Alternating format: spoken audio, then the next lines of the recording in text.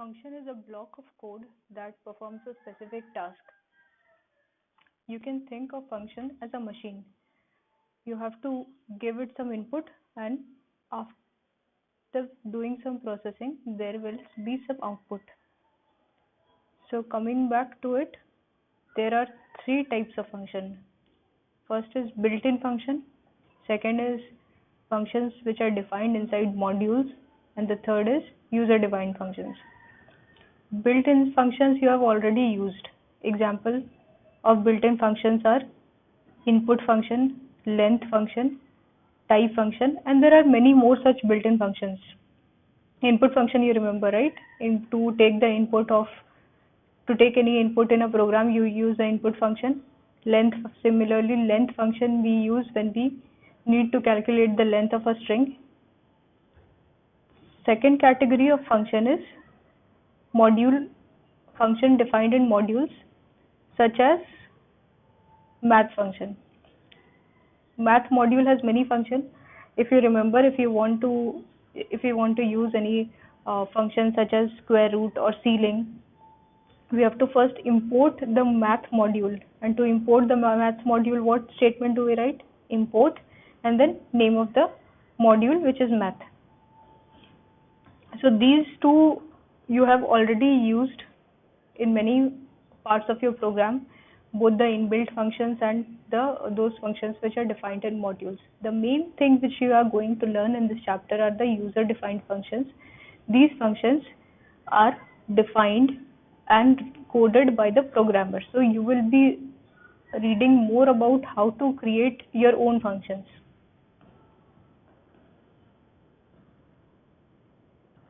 Then we should come to the syntax of defining a function. So the first thing that you must keep in mind while defining a function is the syntax. Okay. So syntax is the rules that we follow when we are writing any code. So first thing is the def keyword.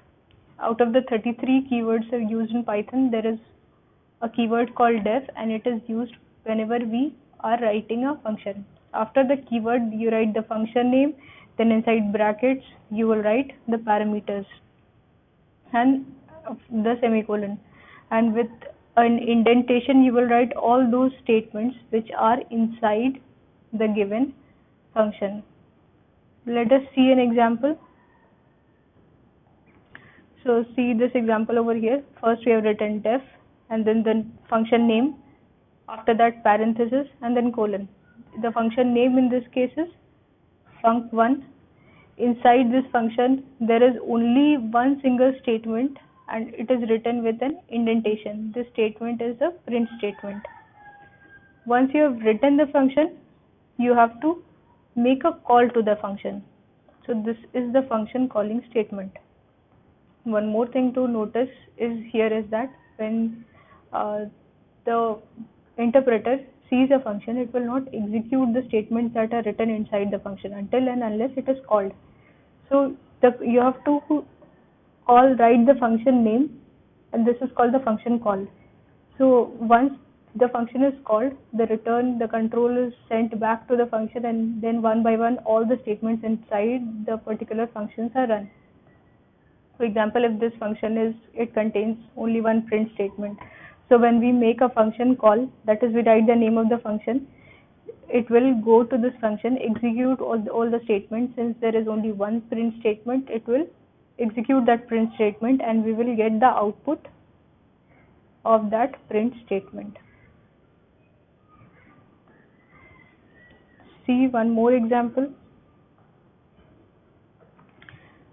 It is very similar to the previous one.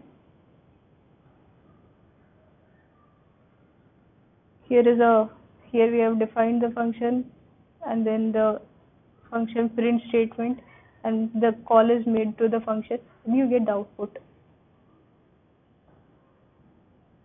There are two ways in which you can define a function. First is, let us name this first and this one as second. So in the first one, if you notice the difference between the first and second, the first one has a list of parameters, okay, inside the parenthesis. The second one does not have any parameter, okay. So the parameters are optional. We can say that the parameters to be defined inside the function are optional. You can give the parameter or you cannot give them, or you simply leave it out. The second difference between program 1 and 2 is that program 1 has a return statement. Program 2 does not have any return statement. So the return statement is also optional. You can skip the return statement. What the return statement does is that it will take the control back to the calling statement. How all this works we'll see in the next example. So in this example, first we write the keyword, then the function name. Inside the parenthesis we will define the parameter. Here the parameter is x. There are two statements inside the function. Both these statements will be executed when the function is run. So inside the main program, these two statements are inside the main program. So the first statement to be executed will be this. It will take as a as an input, and then it is calling the function by passing the parameter a. So what will happen is that a will be sent to this function, value of a. Say if you entered 5, the value 5 will be passed on to x. Then calculation will be done for this statement. R equals to 2 into 5 raised to the power 2. So 25, 2 is a 50. So our value of 50 is stored in R, and since return R statement will return the value 50 to the calling statement. Calling statement is over here. So you will get the output 50. Why 50? Because it is returning the value of R to the calling statement, and the calling statement will now contain the value 50. Since it is written inside a print statement, it will print 50. So let us go through it once again. Okay. The first you will define the function. The function definition part is the topmost part.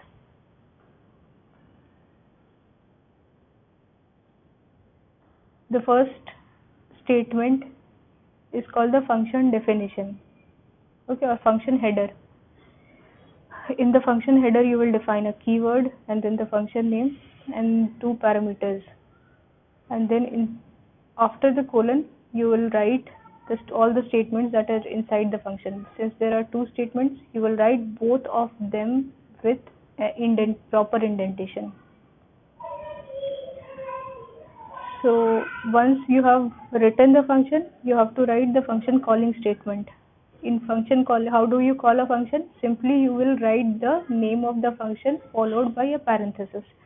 For example, here we are calling the function calc something, and since it requires only one parameter, we are passing that parameter to x.